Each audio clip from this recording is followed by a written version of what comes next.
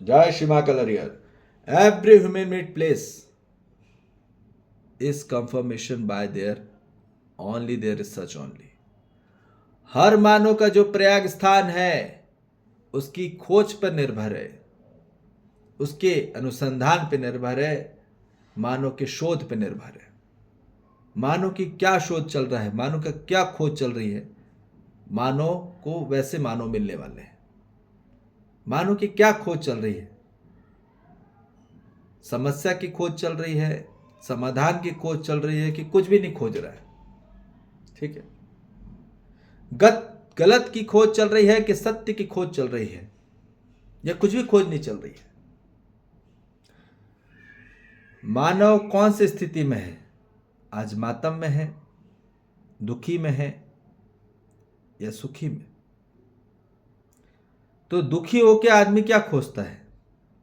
खोजता तो सुख ही है, चाहता तो सुख है, पर प्राप्त क्या होता है? दुख। आज मानो कि उम्र बढ़ती चली आ रही, वो चाहता तो सुख है अपने जीवन में, पर कर और कुछ रहा है, इसलिए हो और कुछ रहा है। इसलिए वो चाहता तो सुखी का कार्यक्रम है, करता सुख का कार्यक्रम है, और हो जाता दुखी। और मातम वाले क्या कुछ भी नहीं चाहते, वहां कोई खोज नहीं है, इसलिए उनके जीवन में मातम बढ़ते चले जा रहा है। ठीक है, जो मिल जाए मिल जाए। तो अब कर तो रहे हैं, पर इसलिए वो और अंधेरे में जा रहे हैं, क्योंकि जहां कोई खोज नहीं होती वहां सिर्फ खतरा ही पैदा होता है। There is no research, there is no observation, there is no realisation, they will get only grief.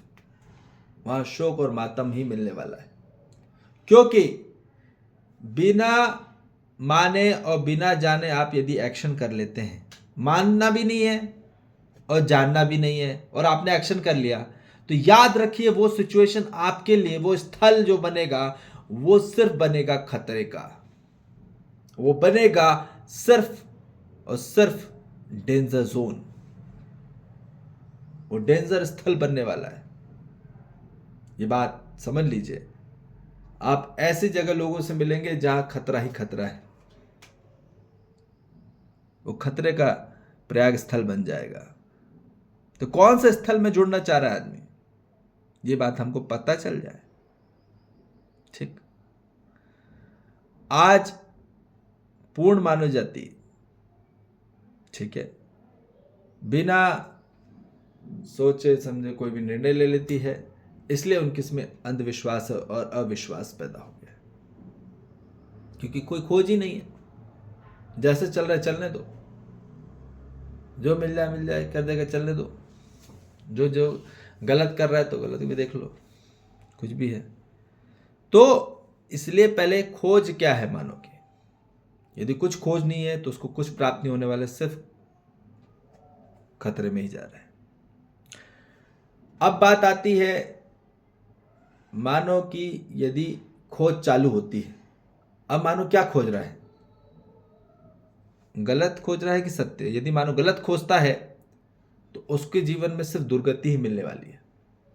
अब हर मानव वो गलत ही खोजे जा रहा है, हर मानव में समस्या ही खोजे जा रहा है, हर मानव में क्या खोज रहा है? अविश्वास। हर मानव में क्या खोज रहा है? डाउट।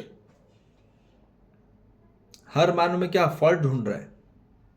यदि मानव का खोज फॉल्ट है तो सबसे बड़ा डिफॉल्ट बनने वाला है, और यही हो रहा है।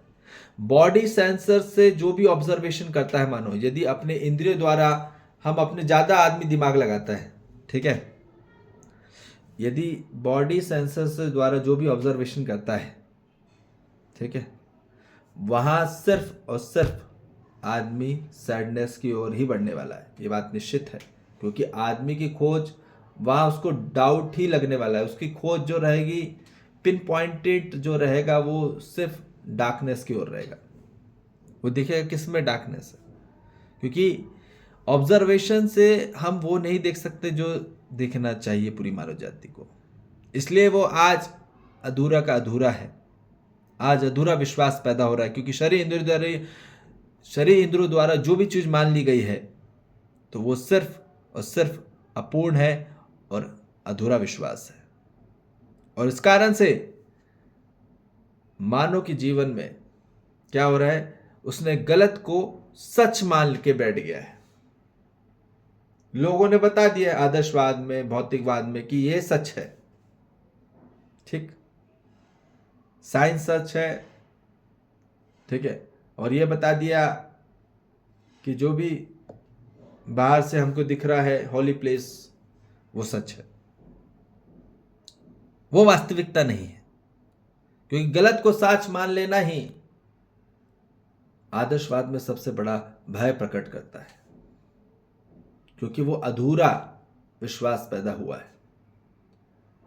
अधूरे विश्वास में मानव की सबसे ज्यादा आस्था बनी रहती है, और आस्था सबसे बड़ा डील है आदर्शवाद में बिजनेस का।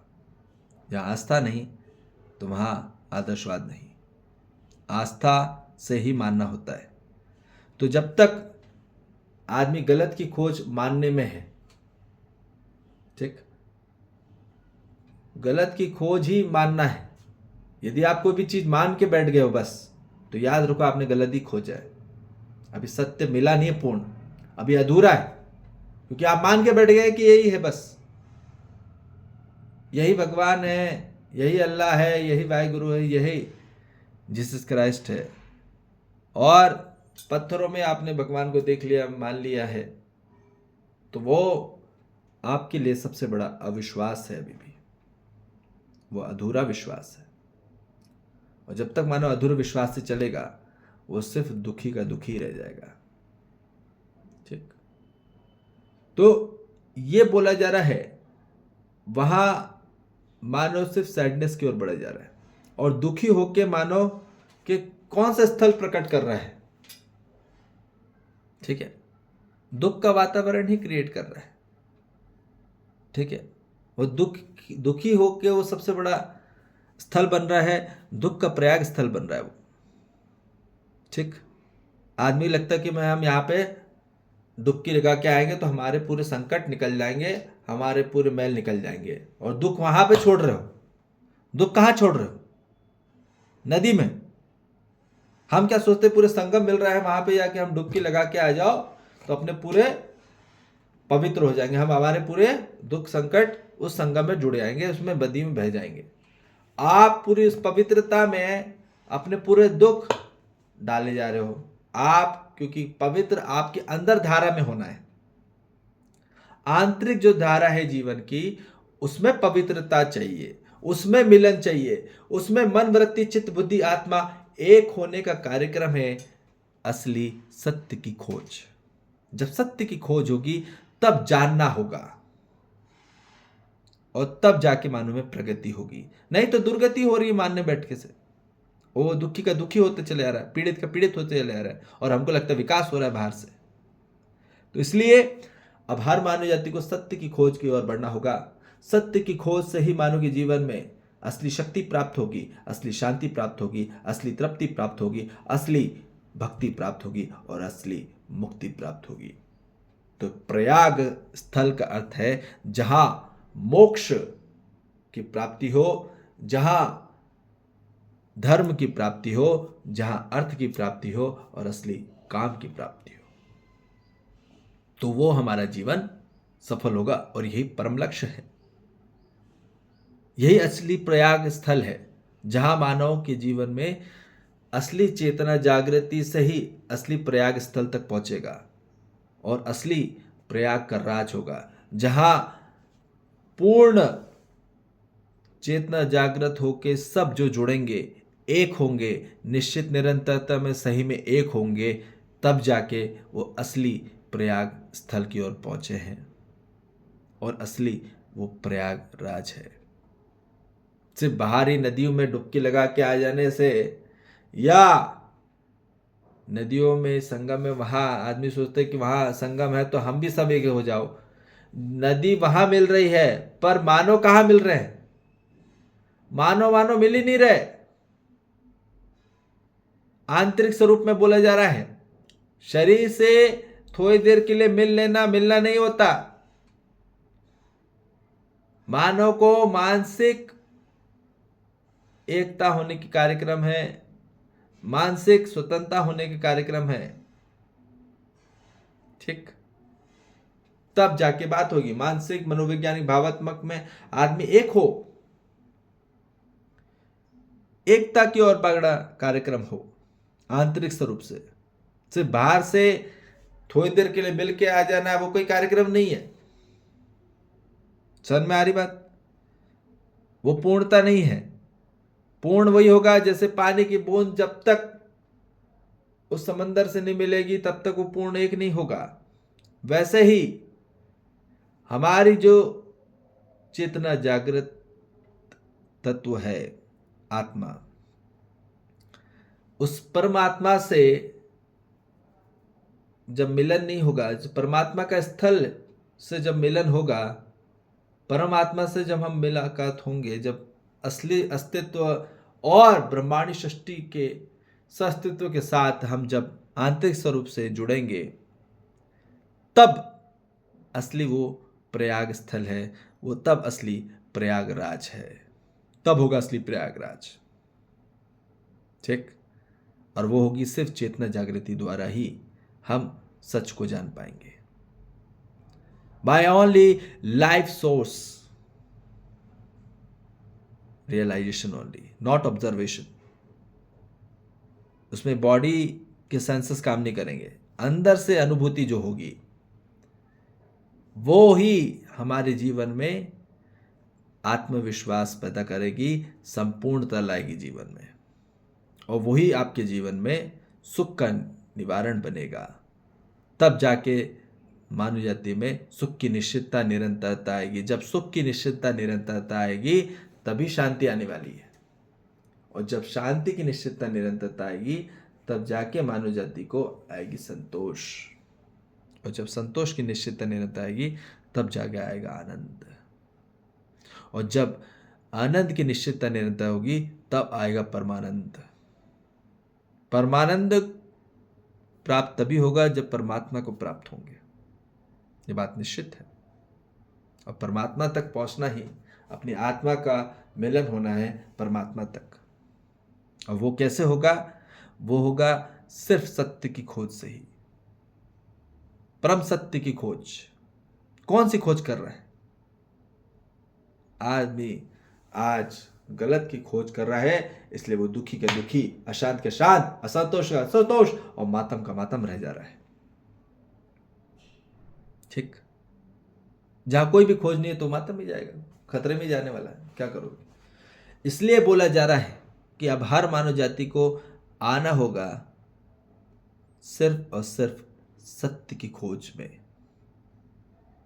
तब जाके उसके जीवन में वास्तविक सुख का निवारण होगा। और यही चाहिए हर मानव जाति को।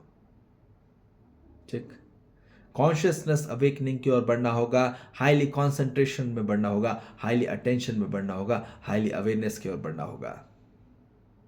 जब उसकी अंडरस्टैंडिंग लेवल बढ़ेगी, जब उसका नॉलेज बढ़ेगा और असली उसकी अवेकनिंग बढ़ेगी, जब उसकी समझ बढ़ेगी, उसका ज्ञान बढ़ेगा, उसकी जागृति बढ़ेगी, यही उसका असली उद्देश्य है।